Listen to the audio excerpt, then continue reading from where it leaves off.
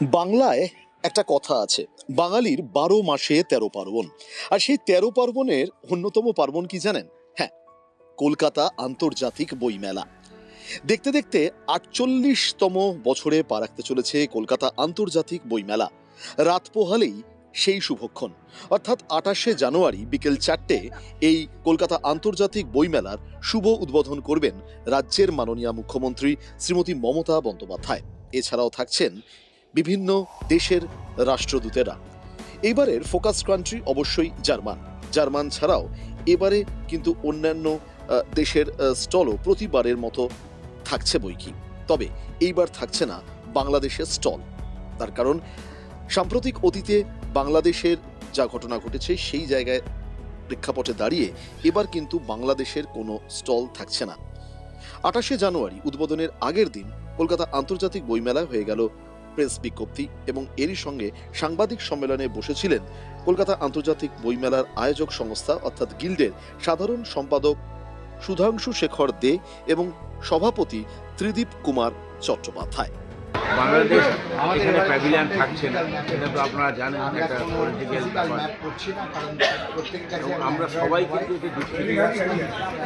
আমাদের বইপ্রেমী মানুষ বা যারাই বলুন না কেন, অনেকেই এই ব্যাপারে আমাকে ফোন করেছেন। বাংলাদেশ থেকে যারা আসেন, আমার বন্ধুবান্ধব যারা আছেন, যে প্রকাশক বন্ধুবান্ধব, এটা তো এবছর করা গেল না, দেখি আগামীতে যদি কিছু করা যায়। অর্গানাইজেশনকে স্টল দেব না, আমরা শুধুমাত্র পাবলিশার, বুক সেলার বা যারা যে সমস্ত ম্যাগাজিন, যেমন জাগো বাংলাকে দেওয়া হয়, তৃণমূল কংগ্রেসকে দেওয়া হয় না, যেমন সিপিআইএমকে দেওয়া হয় না, গণশক্তিকে দেওয়া হয়, কংগ্রেসকে না দিয়ে কংগ্রেস বার্তাকে দেওয়া হয়। কিন্তু ওরা অ্যাডামেন্ট ছিলেন, ওরা মামলা করেন, মামলায় ওরা পরাজিত হন। কিন্তু আমরা অত্যন্ত খুশি যে ওরা তারপরে আমাদের কাছে এসে রিকোয়েস্ট করেন যে আমরা বিশ্ব হিন্দু বার্তা নামে নিতে রাজি আছি। আমাদের কাছে স্টল ছিল, আমরা তাদের দিয়ে দিয়েছি। এপিডিআর এর ক্ষেত্রেও তাই, মামলা করেন, মামলা হেরে যান, আমরা এপিডিআর এর যে অধিকার বলেছে মুখপাত্র, তাকে স্টল দিই। আমরা একটা এক্সিবিশন করছি 19 শতকের বাংলার অলঙ্করণ নিয়ে, ইলাস্ট্রেশনস অফ 19th সেঞ্চুরি। সেইটা এখন ওইখানে ওই বাংলাদেশের জায়গাটায় যেহেতু ফাঁকা রয়েছে, ওই জায়গাটা করা হচ্ছে। দেখে আসবেন, খুব সুন্দর কাজ। গেটে এবং সর্বত্র লাগানো আছে।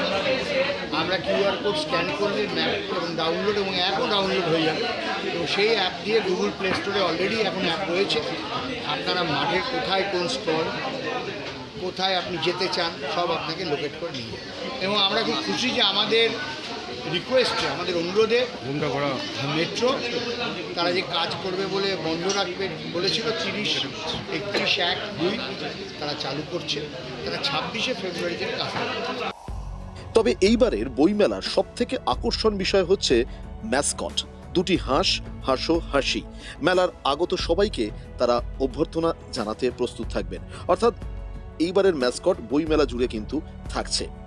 এবং এর পাশাপাশি কলকাতা আন্তর্জাতিক বইমেলায় এইবারের প্রতিবারের মতো ফোকাস কান্ট্রি এইবার থাকছে জার্মান, কিন্তু জার্মান ছাড়াও এবার থাকছে Britain, America, France, Russia, Spain, Peru, Argentina, Latin America সহ বিভিন্ন দেশের বহুজাতিক বই প্রেমীর সংস্থাগুলো, অর্থাৎ বহুজাতিক প্রকাশন সংস্থা এবং ভারতের প্রায় সব রাজ্যের প্রকাশনী সংস্থা, তারা কিন্তু স্টল দিচ্ছে কলকাতা আন্তর্জাতিক 48তম বইমেলায়। তাহলে অপেক্ষা শুরু হয়ে গেল এইখান থেকেই। রাত পোহালেই শুরু হচ্ছে কলকাতা আন্তর্জাতিক 48তম বইমেলা।